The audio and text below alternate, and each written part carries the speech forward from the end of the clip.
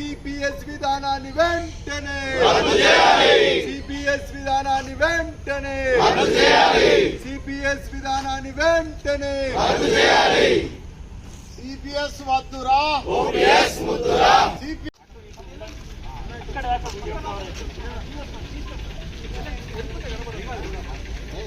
ఉద్యోగ ఉపాధ్యాయుల ఐక్యత ఉద్యోగ ఉపాధ్యాయ కార్మికుల ఐక్యత ఉద్యోగ ఉపాధ్యాయ పెన్షనర్ల ఐక్యత CPS విధానాన్ని వెంటనే CPS విధానాన్ని వెంటనే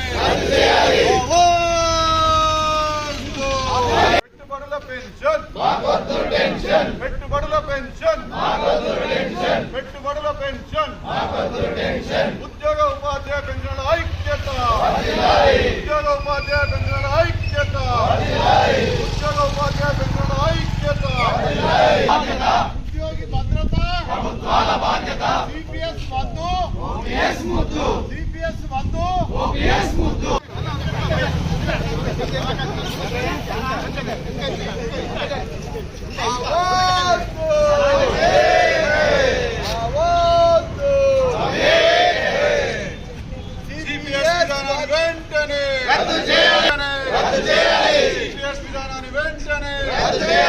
ఉద్యోగ ఉపాధ్యాయ పెన్షనర్ల ఐక్యత ఉద్యోగ ఉపాధ్యాయ పెన్షనర్ల ఐక్యత ఉద్యోగ ఉపాధ్యాయ పెన్షనర్ల ఐక్యత CPS విధానాన్ని వెంటనే CPS విధానాన్ని వెంటనే CPS ఉద్యోగ ఉపాధ్యాయ పెన్షనర్ల కార్మికుల ఐక్యత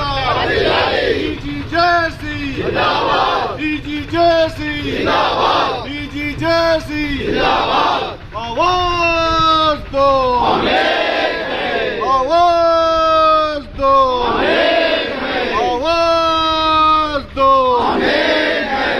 పెట్టుబడుల పెన్షను మాకొద్ది పెన్షన్ పెట్టుబడుల పెన్షను మాకొద్దు పెన్షను పెట్టుబడుల పెన్షను మాకొద్దు పెన్షను CPS EGJC జిందాబాద్ EGJC జిందాబాద్ जिंदाबाद जिंदाबाद JAC जिंदाबाद जिंदाबाद जिंदाबाद JAC जिंदाबाद CPS వద్దురా OPS ముద్దురా CPS వద్దురా OPS ముద్దురా వెంటనే చేస్తాము మీకోసమే మేమున్నాము ఈ ప్రభుత్వం మీది అని చెబుతున్నారు కానీ ఏది కూడా కార్యాచరణ అనేది జరగడం లేదు.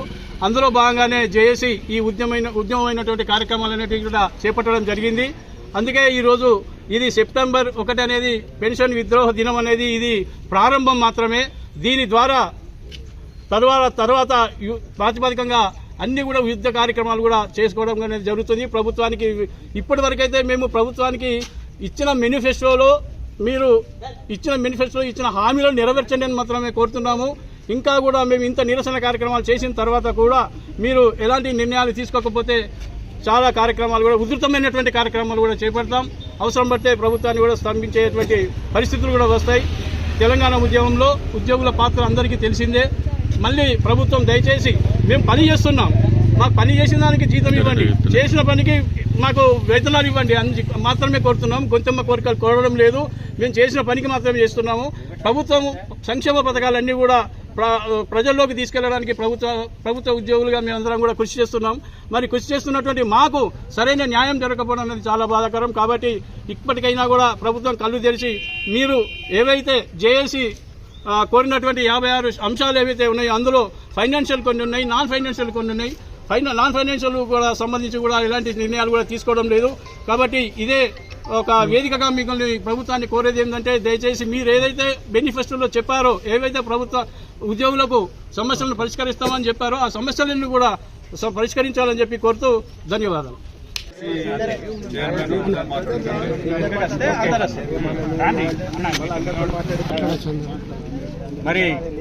ఈరోజు తెలంగాణ రాష్ట్ర జేఏసీ చైర్మన్ మారం జగదీశ్వరన్న మరియు సెక్రటరీ జనరల్ ఏలూరి శ్రీనివాసరావన్న గారి పిలుపు మేరకు సెప్టెంబర్ 1 పెన్షన్ విద్రోహ దినాన్ని పురస్కరించుకొని మరి ఉదయం 9 గంటలకు జిల్లా కలెక్టరేట్ల ముంగట నల్ల బ్యాడ్జీలతో కంట్రిబ్యూటరీ పెన్షన్ విధానానికి వ్యతిరేకంగా నిరసన కార్యక్రమాన్ని ఏర్పాటు చేయడం జరిగింది.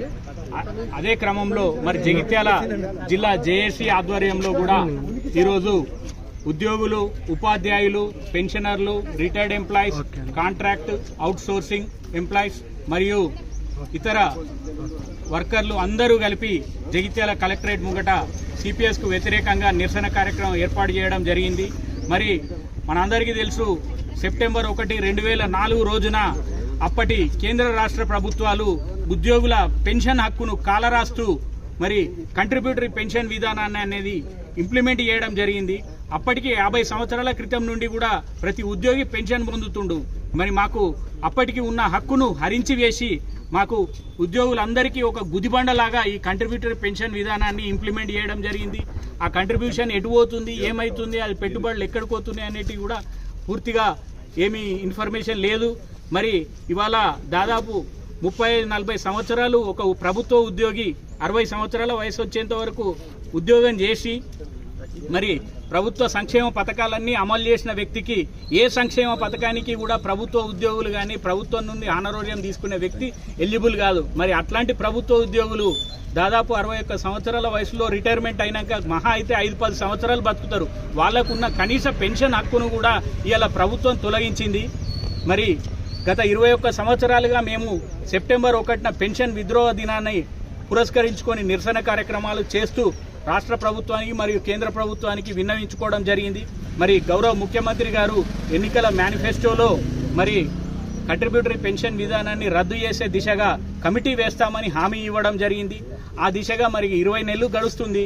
ప్రభుత్వం ఇంతవరకు కమిటీ వేయలేదు కాదు. కాబట్టి గౌరవ ముఖ్యమంత్రి గారిని మరియు బట్టి విక్రమార్క గారిని, ఉప ముఖ్యమంత్రి గారిని మా యొక్క టీజీఈ జేఏసీ తరఫున విజ్ఞప్తి చేస్తున్నాము. మీరు వెంటనే కమిటీ వేసి మరి కంట్రిబ్యూటరీ పెన్షన్ విధానాన్ని రద్దు చేసి పాత పెన్షన్ విధానాన్ని అమలు చేసే విధంగా కార్యాచరణ రూపొందించి ఇమీడియట్గా కమిటీ వేసి ముందుకెళ్లాలని వారిని కోరుతూ, అలాగే మా ఉద్యోగులందరినీ ఇట్లాంటి కార్యక్రమాలు ఏ ఉన్నా కానీ కూడా మాకు తప్పకుండా అధిక సంఖ్యలో హాజరవుతారు.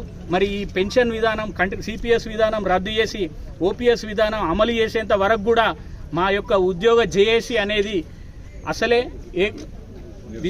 నిరసనలు తెలుపుతూనే ఉంటుంది, పోరాటం చేస్తూనే ఉంటుంది, ఎక్కడ కూడా విశ్రమించే లేదు. మరి మా యొక్క హక్కులన్నీ సాధించుకునేంత వరకు జేఏసీలో రాష్ట్ర జేఏసీ ఏ పిలుపు ఇచ్చినా కానీ కూడా దానికి కట్టుబడి జిల్లా జేఏసీగా మేమందరం ఐకమత్యం పోరాటం చేస్తామని తెలుపుతూ మా ఉద్యోగ ఉపాధ్యాయ పెన్షనర్ల కాంట్రాక్ట్ ఉద్యోగుల ఐక్యత